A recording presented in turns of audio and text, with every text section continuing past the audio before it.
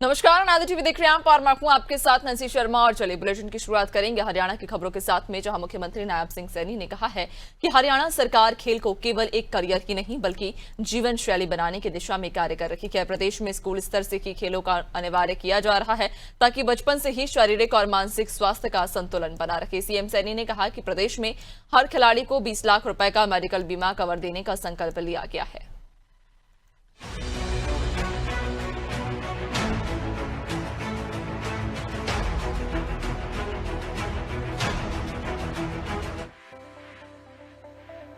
मुख्यमंत्री नायब सिंह सैनी ने शुक्रवार को रोहतक जिले के गांव किलाई स्थित श्री शिव कुमार मेमोरियल स्टेडियम परिसर में तीसरी अखिल भारतीय शिव कुमार स्मृति बास्केटबॉल प्रतियोगिता का बतौर मुख्य अतिथि विधिवत शुभारंभ किया। सीएम सैनी ने शिव कुमार स्मृति स्टेडियम के कार्यों के लिए 21 लाख रुपए की धनराशि, गांव में शीघ्र महिला चौपाल का निर्माण तथा गांव की विभिन्न मांगों को शीघ्र पूर्ण करवाने की भी घोषणा की है। सीएम सैनी ने स्वर्गीय शिव कुमार के चित्र पर पुष्प अर्पित करते हुए कहा कि उनकी स्मृति हमें देश के लिए बेहतर करने की प्रेरणा देती है। ये उनकी सोच का प्रतीक है जो खेल के माध्यम से समाज को एकजुट और सशक्त बनाना चाहती है। सीएम सैनी ने कहा कि खेलों को बढ़ावा देने व खिलाड़ियों के लिए सुरक्षित रोजगार सुनिश्चित करने के लिए हरियाणा उत्कृष्ट खिलाड़ी सेवा नियम 2021 बनाए गए हैं। इसके तहत खेल विभाग में 550 नए पद बनाए गए। इसके अलावा 224 खिलाड़ियों को सरकारी नौकरी दी है। खिलाड़ियों के लिए क्लास 1 से क्लास 3 तक के पदों की सीधी भर्ती में आरक्षण का प्रावधान किया गया है। सीएम सैनी ने कहा कि हरियाणा देश का पहला राज्य है जो पदक जीतने वाले खिलाड़ियों को सबसे अधिक नगद पुरस्कार देता है। प्रदेश में अब तक खिलाड़ियों को 593 करोड़ रुपए के नगद पुरस्कार दिए गए हैं। इसके अतिरिक्त उत्कृष्ट प्रदर्शन करने वाले 298 खिलाड़ियों को मानदेय भी दिया जा रहा है। क्लास 1 और क्लास 3 तक के पदों की सीधी भर्ती में आरक्षण का प्रावधान भी हमने किया है। मुझे ये बताते हुए गर्व की अनुभूति हो रही है कि हरियाणा देश का पहला राज्य है जो पदक जीतने वाले खिलाड़ियों को सबसे अधिक नगद पुरस्कार देता है। हमने अब तक हरियाणा में खिलाड़ियों को 593 करोड़ रुपए के नगद पुरस्कार देने का कार्य किया है। इसके अतिरिक्त उत्कृष्ट प्रदर्शन करने वाले 298 खिलाड़ियों को मानदेय भी दिया जा रहा है।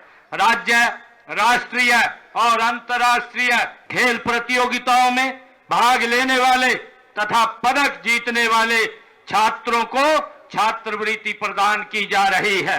वर्ष 2014 से अब तक 29,000 से अधिक छात्रों को 53 करोड़ 45 लाख रुपए की छात्रवृत्ति भी देने का काम ये हमने किया है।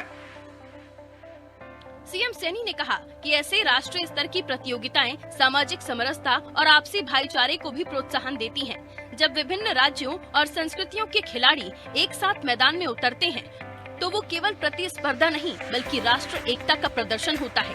उन्होंने प्रतियोगिता के आयोजकों को धन्यवाद देते हुए कहा कि इस प्रकार के सफल आयोजन ने इसे एक सामाजिक संदेशवाहक कार्यक्रम बना दिया।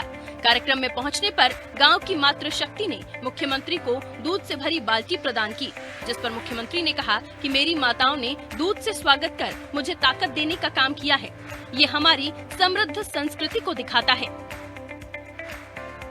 इस समय प्रदेश में 1489 हमने खेल नर्सरियां कार्यरत हैं।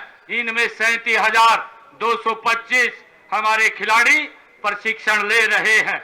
इन नर्सरियों में नामांकित 8 से 14 वर्ष की आयु के खिलाड़ियों को 1500 रुपए तथा 15 से 19 आयु वर्ष की हमारे खिलाड़ियों को 2000 रुपए की आर्थिक सहायता भी दी जाती है। हमने कोशिश, हमारी सरकार की ये कोशिश है कि खेल केवल एक कैरियर नहीं बल्कि जीवन जीने की एक शैली है। इसके लिए हम स्कूल स्तर से खेलों को अनिवार्य बना रहे हैं ताकि बचपन से ही शारीरिक और मानसिक स्वास्थ्य का संतुलन वो बना रहे।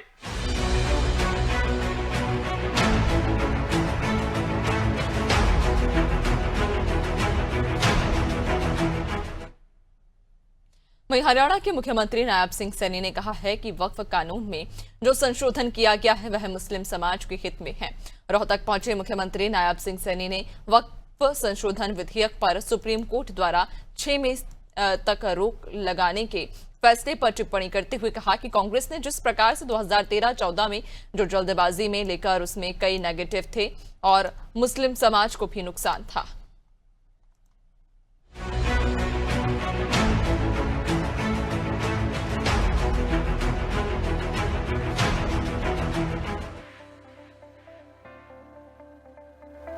सीएम सैनी ने कहा कि प्रधानमंत्री नरेंद्र मोदी के नेतृत्व में केंद्र सरकार ने वक्फ बोर्ड बिल में संशोधन कर उन कमियों को दुरुस्त करने का काम किया, लेकिन जो घटिया राजनीति करते थे, जो एक वोट बैंक को ध्यान में रखकर बिल लेकर आए थे, उन लोगों को थोड़ी तकलीफ है।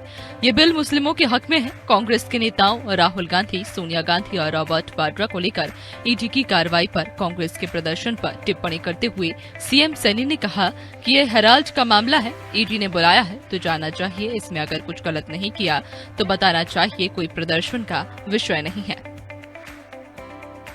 जो वक्फ बोर्ड को लेकर के विधान लोकसभा में बिल आया है, उसका लाभ पूरे मुस्लिम समाज को भी है।